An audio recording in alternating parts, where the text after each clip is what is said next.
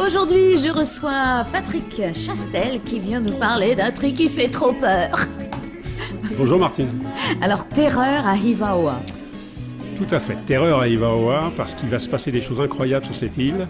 Alors, je montre un peu à la caméra, c'est une tête de 100 pieds. Alors déjà, quand on prend le livre, là, il n'a pas l'air très sympathique.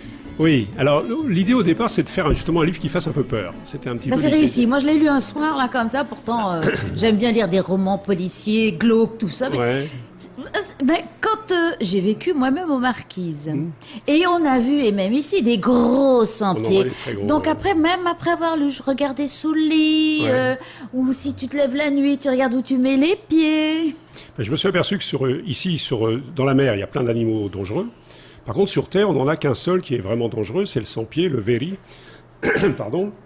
Et j'ai fait un peu des recherches sur Internet et j'ai découvert qu'il existait une espèce qui s'appelait le Scolopendra gigantea, qui existe vraiment, qui ne vit pas ici heureusement, mais en Amérique du Sud, dans la forêt amazonienne, qui mesure jusqu'à 50 cm de long, qui est large comme mon bras, et qui peut tuer des petits mammifères relativement importants. Donc je suis parti sur cette idée qu'une bestiole de cette espèce pouvait débarquer à Hivaoa. À l'époque préhistorique, ils ont retrouvé des 100 pieds de 1,50 m.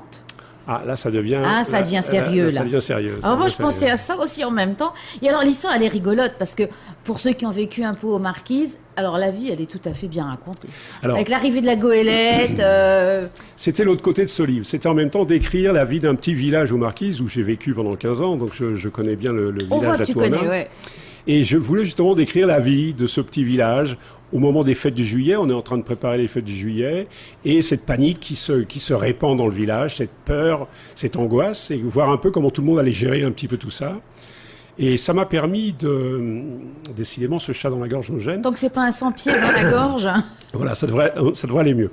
Ça m'a permis de retrouver des personnages du village que j'ai replacés dans mon texte. Avec les vrais noms ou Alors j'ai décalé les vrais noms, mais pas dans les vraies fonctions, etc. pour des petits clins d'œil personnels. Je pense qu'il y a beaucoup de gens du village qui ont dû se reconnaître, etc. Est-ce que tu sais s'ils l'ont lu ? Oui, je sais qu'ils l'ont lu, puisque je sais qu'il est même déjà en vente là-bas à Atuona, et donc j'ai déjà quelques échos, et tout le monde rigole bien justement en fonction des personnages qu'on retrouve, quoi. Et alors c'est rigolo parce que, entre autres, la goélette qui arrive, moi je me souviens quand je vivais à Wapo, il y a un bateau que je nommerai pas, mais qu'on surnommait le bateau fantôme, parce qu'il arrivait quand il voulait. Oui. Et des fois, les gars et tout le monde allaient démarquer tout ça à minuit. Parce que le bateau était arrivé à minuit. L'arrivée de la goélette dans les îles reste un événement exceptionnel, avec pratiquement tout le village qui est là, les magasins qui se font livrer, tout le monde attend les derniers arrivages. Donc voilà, j'ai cherché à décrire. Et puis il faut être là parce que de toute façon après il repart. Il ne faut pas laisser les choses sur le quai. Absolument. C'est des moments très importants. Il faut être là et tout le monde est là d'ailleurs. Et c'est des moments très forts parce que tout le monde papote justement et commente justement et ça commence comme ça dans le début du livre. Alors c'est bizarre parce que c'est une femme qui arrive, comme on peut avoir des gens qui, comme les backpackers quoi. C'est ça. Elle se balade et la pauvre il va lui arriver une mésaventure. Le pire c'est que c'est quand même parti d'une histoire vraie, c'est-à-dire qu'à Atuona, pendant que j'y étais, il y a vraiment une femme un jour qui a débarqué de la goélette avec son sac à dos et qui, ne trouvant pas trop à se loger, a trouvé une petite cabane de chantier, on va dire, que la mairie lui a prêté, donc comme je le mets dans le texte, et qui était envahie de 100 pieds. Et c'est elle qui avait eu l'idée de faire cette purée de 100 pieds pour essayer de les chasser. Alors je me suis souvenu de cette histoire qui était vraie et je l'ai adaptée. Voilà, et tu t'es dit, comme une potion en fait. Comme on ne sait pas trop qui c'est, ma foi, elle a peut-être des dons de sorcellerie. Donc après, il y a une petite passe-passe, un petit tour de passe-passe qui fait que l'avantage d'être écrivain. Voilà, on fait ce qu'on veut. On peut se permettre ce genre de choses, tout à fait. Et donc j'ai une femelle Scolopendra gigantea qui se retrouve à Hivaoa, qui a des œufs, qui va pondre ses œufs et qui va semer la pagaille, la panique dans le village. Ah oui, mais c'est bien fait parce qu'effectivement, on voit les scènes. T'as pas pensé en faire un petit film ou un dessin animé ? Voilà, un dessin animé, je pense que ce serait parfait, parce que j'ai essayé qu'il y ait un petit peu un déroulement justement dans les scènes. Il y a le scénario là, voilà, c'est sûr. Avec l'attaque principale de la maison, avec le combat, etc. Voilà. Parce que pour avoir vu quelques films d'épouvante, les fourmis géantes, les machins et tout ça, c'est ça. On s'y croit quoi. Mais tu t'es bien amusé. amusé, là. Je me suis régalé à écrire ce petit livre, c'est un vrai plaisir. Surtout qu'il y a quand même des bases véridiques, c'est-à-dire que ce scolopendra, je ne l'ai pas inventé, je l'ai fait venir Et puis, je te dis aux Marquises, qu'en mais période il existe vraiment. préhistorique, il y en avait qui mesuraient 1,50 m. Oui, alors ça, je ne savais pas. Les débilules de 2 mètres et Ouais. les... Bon, on se baladait pas trop à l'époque, mais... Non, mais j'imagine ce que ça devait être quand même. Et alors, quand les enfants lisent ça, parce que bon, ce week-end, je l'ai passé à mon petit-fils qui s'est régalé, il n'a pas eu le temps de finir, c'est une mais il bonne m'a dit, nouvelle, tu me ça. le gardes, je veux savoir la fin. Alors, je vais en savoir plus pour les enfants, puisque dès demain, je suis au lycée de Taravao, où je suis invité par une classe de CETAD. Ils viennent de travailler avec leur professeur de français sur Terreur à Ivaroa. Et je suis invité demain, à partir de 9h30, la moitié de la matinée, que je vais passer à Taravao. Et je sais également que des classes de seconde du lycée de Rayatea, du lycée professionnel de Rayatea, travaillent actuellement sur la notion de peur autour de Terreur à Ivaroa. Et je suis invité chez eux au mois de janvier.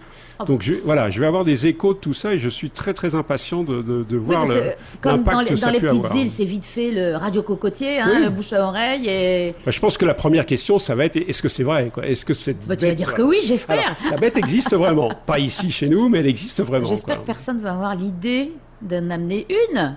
Il y a bien des gens qui ont amené des serpents et des choses comme ça. J'ai pensé à tout ça en écrivant ce texte. Il y a en effet des gens qui se sont amusés à amener des serpents, des bestioles comme ça.